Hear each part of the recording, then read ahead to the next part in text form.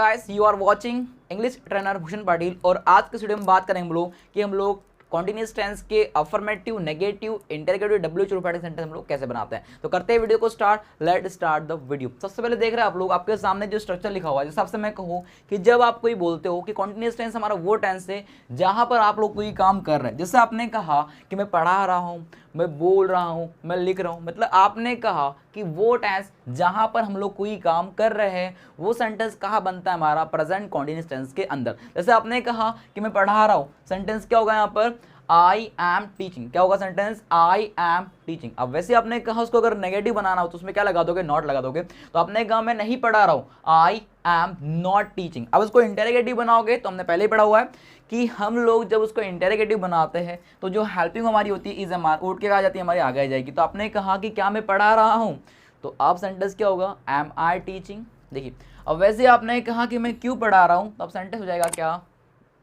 Why am I teaching? क्योंकि हमको पता है कि हम लोग जो इंटरोगेटिव स्ट्रक्चर की बात करते हैं उसको हम लोग एज इट इज कहाँ लिख देते हैं? नीचे लिख देते हैं। तो आपने कहा कि मैं क्यों पढ़ा रहा हूँ, तो why am I teaching। और लास्ट में देख रहे हैं हम लोग कि कौन पढ़ा रहा है, तो who is teaching। अब यहाँ पर हम लोग देख रहे हैं क्या, यहाँ पर आर भी लिखा है। अब आर कब लगा?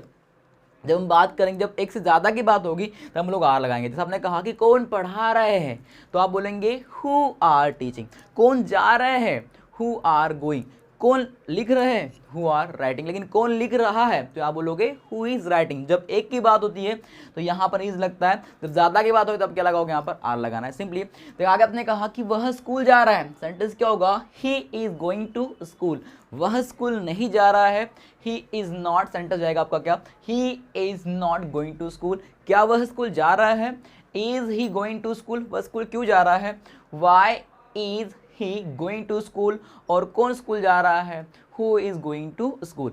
आपने कहा कि वह डांस कर रहा है, ही इज डांसिंग। वह डांस नहीं कर रहा है, ही इज नॉट डांसिंग। क्या वह डांस कर रहा है? Is he dancing. वह डांस क्यों कर रहा है?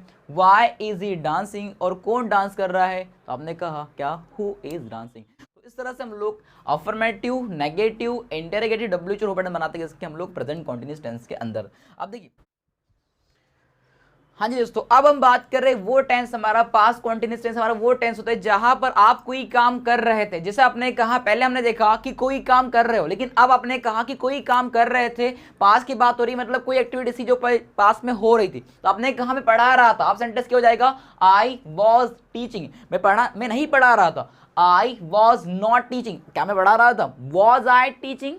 और आपने ने कहा मैं क्यों पढ़ा रहा था? Why was I teaching. और कौन पढ़ा रहा था? Who was teaching. अब देखिए फिर से यहां पर भी वैसे ही बात है, अगर एक होता, आपने कहा कि कौन पढ़ा रहा था, तो आप बोल रहे हो हु वॉज टीचिंग, लेकिन कौन पढ़ा रहे थे बोलोगे तो यहां पर आ जाएगा आपका क्या? Who were teaching. जैसे आपने कहा कि वो टेंस, और हमने पहले डिस्कस कर लिया है, टू बी टू हम बताया था आपको मैंने कब लगाते हैं हम लोग वॉज और कब लगाते हैं वर, हमको पहले से ही पता है।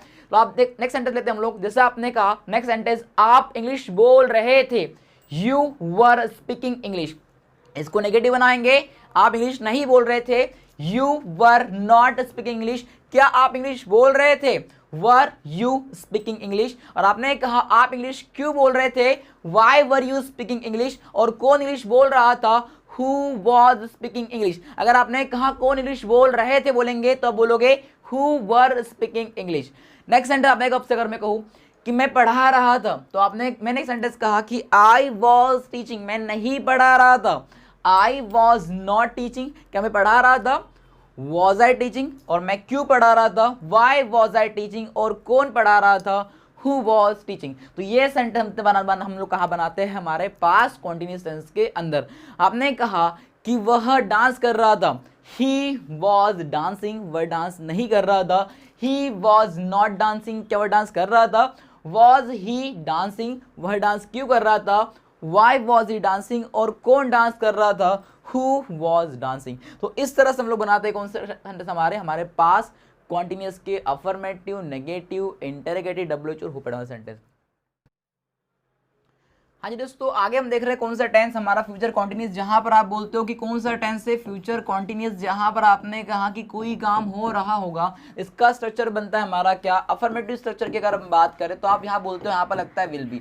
जहां पर आप बोलते हो कि कोई काम हो रहा होगा, जैसे आपने कहा कि रहा होगा, रही होगी और रहे होंगे। सबसे बोल रहा हूं मैं कि जब कोई काम हो रहा होगा, रही होगी और रहे होंगे।